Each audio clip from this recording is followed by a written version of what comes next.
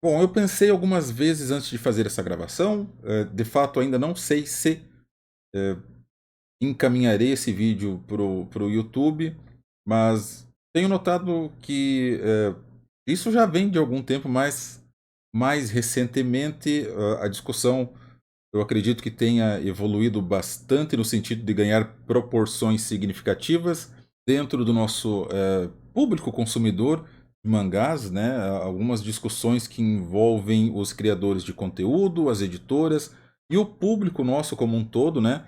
O nosso mercado de uma forma geral, com algumas críticas bastante ácidas a respeito de alguns temas, e eu não vou me furtar à discussão, também darei a minha opinião sobre isso, claro, sem criar nenhum tipo de atrito. Esse vídeo não é uma indireta ou uma direta para qualquer pessoa que o esteja assistindo, é apenas a minha opinião sobre alguns temas relevantes que têm sido discutidos novamente, né, dentro da nossa comunidade. Então, se você quer saber sobre isso, aguarde que é depois da vinheta.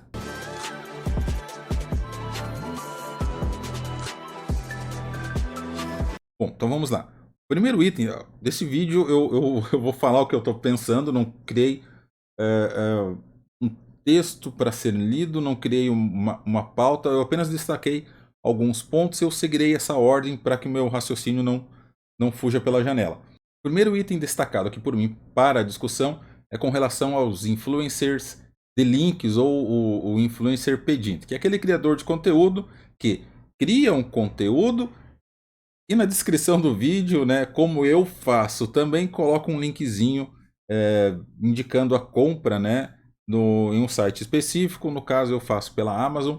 E eu darei a visão, né, dos três atores é, que têm interesse nesse tipo de coisa. Primeiro são as empresas que vendem os mangás. Obviamente, elas sabem que quem cria conteúdo, né, alguns canais que criam conteúdo, eles ajudam na divulgação desses produtos e, consequentemente, nas vendas dos mesmos.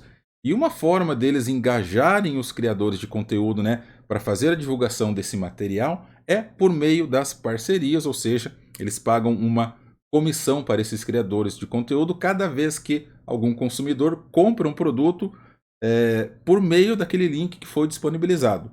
Então, obviamente, para essas empresas, né, que fazem isso, elas não veem problema algum, é um ganho para elas, mas algumas pessoas dentro da comunidade reclamam disso porque acreditam que talvez as análises, né, a divulgação deste material esteja enviesada, no sentido de que o criador de conteúdo tem o interesse de que a pessoa entre no seu link e faça a compra daquele material. E essa é uma preocupação válida, tá?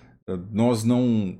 Eu assumindo meu papel de consumidor de mangás, obviamente eu saio em busca de informações com relação a alguma obra que eu não conheça de forma antecipada.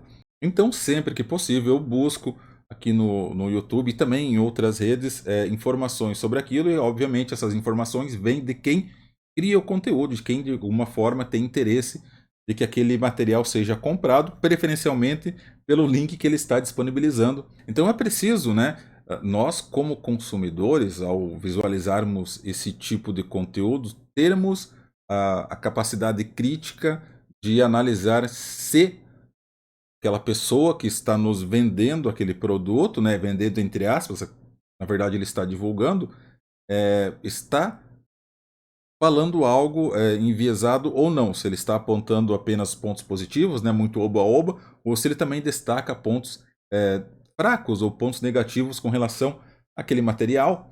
E obviamente você não vai ficar com a visão apenas de uma pessoa, né, a resenha de apenas um criador de conteúdo sobre aquele material em específico. Você busca mais fontes de informações, e aí se você tem alguém que é o seu criador de conteúdo preferido, né? Aí você talvez volte lá e clique no link dele, se você se decidiu, claro, por fazer a aquisição desse material.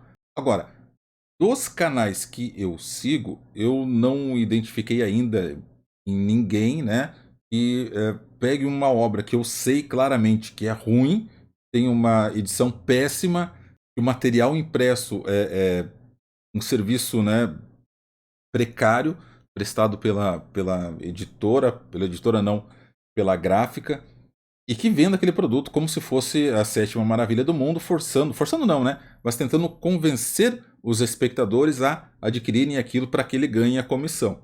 Bom, ainda bem, porque se eu tivesse detectado alguém que faça isso, eu já teria me afastado, obviamente. E eu não serei hipócrita de dizer aqui que eu nunca fiz conteúdo com relação a uma obra que eu não gostei e não deixei o link embaixo na descrição do vídeo, tá? Eu já fiz isso, mas eu deixei claro sempre no vídeo, né, a minha opinião sobre aquele material e cabe a cada um, né, decidir se compra aquilo ou não. E para falar a verdade, eu também não teria essa necessidade, né, em razão do meu trabalho. Obviamente, eu não espero ganhar a vida, né, parar de trabalhar e ficar apenas postando vídeo no YouTube, tendo uma renda ativa com relação a isso. Mas para alguns canais isso faz a diferença, certo? Então, se você assiste a um YouTuber aí com um canal grande e ele se dedica exclusivamente à criação de conteúdos, e você assiste aquele conteúdo, né, e se decide por comprar a obra, não custa nada também você clicar ali, assim, as visualizações que o YouTube paga é, é um valor baixo em comparação com aquilo que pagou anteriormente. Não, meu canal obviamente não é monetizado, né? Tem menos de 1000 inscritos e eu também não tenho nenhuma preocupação com relação a isso, mas confesso que a comissão que eu já gerei com os links da Amazon possibilitaria eu comprar 1 ou 2 volumes de mangá, né? Na versão, no formato tankobon, por exemplo. Mas como eu disse, no meu caso não faz nenhuma diferença, né? Até pelo valor ser irrisório e a expectativa que eu tenho, o desejo, melhor dizendo, que eu tenho, é que isso depois, né, se torne créditos dentro da Amazon e que eu possa, de alguma forma, retornar isso aqui para o pessoal que me assiste, que de alguma forma apoia o canal. Aí o segundo ponto, esse aqui é um pouco mais polêmico, tá? Talvez gere algum atrito. É com relação ao criador de conteúdo que, entre aspas, se vende para as editoras por meio do recebimento de mangás. Eu acredito que essa prática, né, das editoras encaminharem mangás para os criadores de conteúdo é algo válido, né? Obviamente o marketing trabalha desta forma. Você tem alguém que fala sobre aquele tipo de produto, obviamente você vê uma oportunidade de que, enviando material para aquela pessoa, né, para aquele criador de conteúdo, ele fale sobre a obra, e isso, de certa forma, ajuda na divulgação. Obviamente, divulgando mais pessoas comprarão aquele volume de mangá ou aquela coleção de mangá, enfim. Agora, o problema reside no fato de que algumas pessoas afirmam, né, inclusive em comentários, que ao receber o mangá de uma editora e fazer uma análise, né, escrever sobre, falar, melhor dizendo, sobre ele, o criador de conteúdo daquele canal acaba se tornando parcial, porque ele tende a fazer uma review, né, uma resenha enviesada, talvez por receio de não receber mais mangás da editora. Talvez é uma possibilidade, né, que nós podemos alencar. Mas eu já vi muitos canais aqui, né, no YouTube de pessoal que recebe esses mangás e que fala realmente o que pensa, né? Aponta as críticas, aponta as falhas. E aí nesse ponto vai de cada um, né, de quem consome esse tipo de conteúdo, fazer novamente, né, uma análise crítica e saber quem que ele está acompanhando, se ele concorda com aquelas práticas, se ele não concorda, enfim, ninguém é obrigado a assistir ninguém.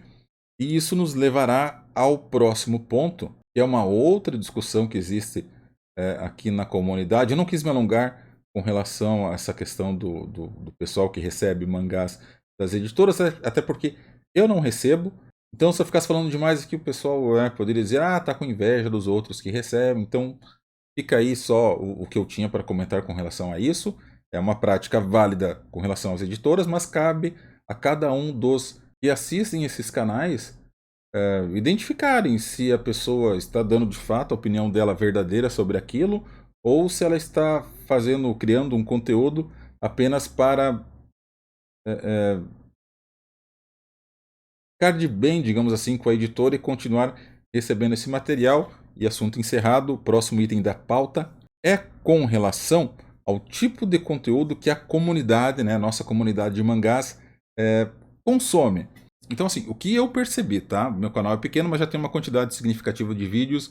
Eu posso dizer com alguma propriedade que os vídeos, né, que mais chamam o público, que mais tem visualizações, mais tem comentários, né? E inscrições são os vídeos de unboxing ou mostrando coleção. Enquanto que os vídeos com reviews, análises do material que foi lido, né? As leituras do mês, por exemplo, que eu gosto de fazer aqui no canal, tem uma retenção menor, né? São conteúdos menos visados pelo público, pelo menos o público que... Eu não posso nem dizer que é o público que me segue, porque 2/3 das visualizações são de pessoas que não estão inscritas no canal.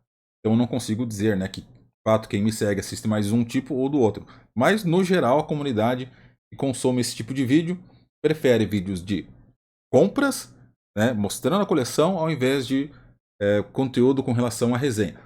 Pode ser que isso aconteça porque o conteúdo que eu faço é uma... Pode ser, é possível. Não dá para descartar essa possibilidade.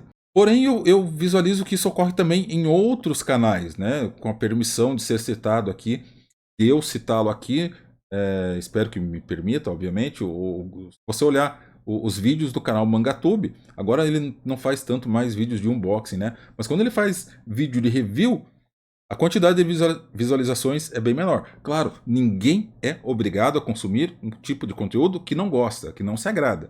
E quem quer crescer nesse meio tem que fazer o tipo de conteúdo que as pessoas querem assistir. Mas esse não é o meu ponto aqui no canal. Inclusive, eu pretendo em breve que os vídeos de review de mangás ultrapassem a quantidade de vídeos de unboxing. Eu não vou parar de fazer vídeo de unboxing porque eu gosto de fazer vídeo de unboxing. Você está fazendo isso para ganhar mais inscritos? Cara, eu tenho menos de 500 inscritos, né? Não é uma preocupação que eu tenha. Olha o tempo que eu tenho de canal. Vai fazer 1 ano se descontarmos os 6 meses que eu fiquei parado. Então eu não estou aqui para me vender como um influenciador, um criador de conteúdo, até porque eu sei que eu não sou e também não pretendo. E continuarei fazendo vídeos de review, porque é o tipo de vídeo que eu mais gosto de fazer, mesmo não tendo tanto tempo para trabalhar o texto que eu apresento, né? Aquilo que eu falo. Não sou um crítico literário, mas eu gosto de dar a minha opinião sobre uma obra. E aquela coisa, se pelo menos uma pessoa se decidir por comprar ou não comprar aquela obra, tendo como base aquilo que eu falei aqui, eu me dou por satisfeito. Esse é de fato o meu objetivo aqui, né? Ajudar na divulgação literária. Eu, como fui professor universitário durante 9 anos, eu ficava assustado, sério, com algumas pessoas que chegavam no ensino superior com uma dificuldade absurda de leitura e de interpretação. E eu acredito que mesmo um mangá, obviamente não sendo um livro, né, ele ajuda a criar o hábito de leitura nas pessoas. Obviamente o material que eu apresento aqui não para menores de idade, né, é um conteúdo um pouco mais adulto, mas ainda assim eu penso que tem a sua validade, né? Claro, obviamente existem pessoas que não têm o hábito, que perderam o hábito de leitura e de alguma forma eles podem retornar isso e eu penso que de uma forma geral, né, para a nossa sociedade isso é muito importante. E aí surge o quarto ponto que eu quero trazer aqui para debate, né? Não estou dando apenas veja bem, não estou, eu dou a minha opinião de uma certa forma aqui, mas eu não estou dizendo o que é verdade, né, o que é o certo e o que é errado. Estou falando os pontos que são debatidos e como eu, de alguma forma, vejo eles. É o consumismo. Então existe uma crítica muito forte com relação ao mercado de mangás em razão do consumismo e que os criadores de conteúdo, de certa forma, induzem esse consumismo, principalmente por meio dos vídeos de unboxing. E eu concordo, existe um consumismo, de certa forma, exagerado. Eu sou um consumista de mangás, e o meu problema talvez seja de que eu adquira muito mais obras do que eu tenho a capacidade, né, ou que eu tenho o tempo de fazer a leitura daquilo, portanto a minha pilha de leitura ela tende a aumentar cada vez mais. Mas pessoal, isso é um mercado, né? As editoras precisam que os mangás que elas produzam sejam vendidos. Talvez haja um excesso de lançamentos e eu concordo com isso, né? Talvez estejamos aí criando um sério problema para as próprias editoras, né? Muitas obras em publicação, muitos lançamentos e o nosso mercado consumidor, eu acredito porque nós não temos dados, né, disponíveis, esteja de certa forma encolhendo. E aí o que acontecerá? menos pessoas consumindo ou menos volume sendo vendidos, as editoras, buscando uma forma de não perder receita, elas aumentam o preço do produto. A lógica seria você diminuir o preço para atrair um público consumidor maior. Quem estudou um pouco de economia sabe que existe a elasticidade dos preços, né? Não sei como isso funciona no mercado de mangás. Novamente, nos faltam dados abertos com relação à quantidade de mangás que é vendida aqui no Brasil, como acontece, por exemplo, no Japão, né, que tem uma lista semanal dos mangás mais vendidos. Lá eles têm uma base bastante forte sobre o que está indo bem ou o que está indo mal. Então, o que eu posso dizer para vocês é que compre menos. Eu não vou falar isso, tá? Porque se eu compro bastante, como é que eu vou falar para as outras pessoas comprarem menos, que é errado você comprar? Então, o que eu posso falar de verdade é: não paguem o preço de capa. Tá? Evitem pagar preço de capa. Busquem sempre promoções ou até mesmo pré-vendas. Algumas editoras fazem pré-vendas bacanas com um desconto considerável em relação ao preço de capa. Ainda é caro? Ainda é caro. Mas você, de uma certa forma, né, está reduzindo o valor médio que você paga em mangás, e isso te possibilitará depois, no futuro, gastar esse dinheiro com mais mangás ou então em outras coisas que sejam mais importantes. Lembrando que mangá, né, a leitura de mangás, deve ser um hobby, não deve ser um meio de vida ou uma obsessão para você. E cada um deve saber o que faz com o seu dinheiro, né? Pelo amor de Deus, jamais façam dívidas para continuar uma coleção ou pior ainda, para começar uma coleção nova. E esse seria o quinto ponto, né? O futuro do mercado de mangás aqui no Brasil. Muito tem se falado com relação à gourmetização dos mangás. Bom, assim, pessoal, é duro ouvir isso. Também não é fácil falar, mas se existem edições de luxos, ou até melhor dizendo, se existem editoras que vendem, sei lá, 90% do material deles, edições de luxo, né, edições, digamos assim, voltadas para o colecionador, porque tem público que consome. Tem pessoas que preferem pagar mais em uma obra com um bom acabamento, né, uma boa capa, uma boa impressão, que o mangá não venha descolando, que não se faça mais uso daquele papel jornal, né, que amarelava muito rapidamente com o passar dos dias. Então, enquanto tiver gente que consome esse tipo de material, vai continuar existindo esse tipo de material. Não adianta a gente brigar com o mercado, né? Com o que as editoras oferecem e com aquilo que as pessoas consomem. Eu fico extremamente chateado, né, em saber que, por exemplo, a Panini contrata uma gráfica que faz um trabalho ridículo, entrega um material péssimo, de péssima qualidade. Eu editei aqui para não sair o que eu falei antes. Mas por que a Panini faz isso? Né? Porque existem pessoas que pagam por aquele tipo de material. Ou melhor dizendo, pagam por aquele conteúdo apesar da qualidade do material impresso.